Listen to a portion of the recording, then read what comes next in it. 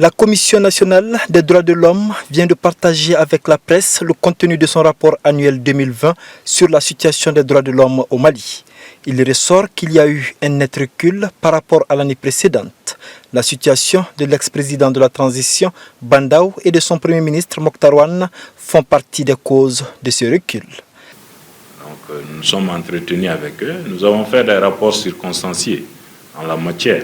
Et nous avons fait un communiqué pour dénoncer, pour dire que cette situation d'assignation à résidence n'est rien d'autre qu'une détention arbitraire. Ce rapport qui traite des droits économiques, sociaux et culturels, de la situation carcérale et de celle des personnes en situation de handicap a été partagé avec le ministre de la Justice qui s'engage à lutter contre les différentes violations.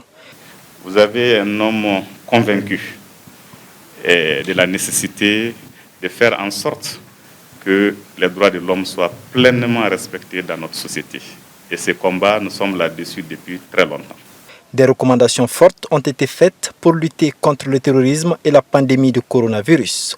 Ces recommandations qui vont dans le sens de la sécurisation des personnes et de leurs biens sur le territoire malien, les recommandations qui vont dans le sens de la prise du décret de la loi qui institue le respect des droits des personnes vivant avec handicap, la mise en œuvre de la loi qu'on appelle communément la loi 052, qui assure les genres dans les fonctions nominatives et électives.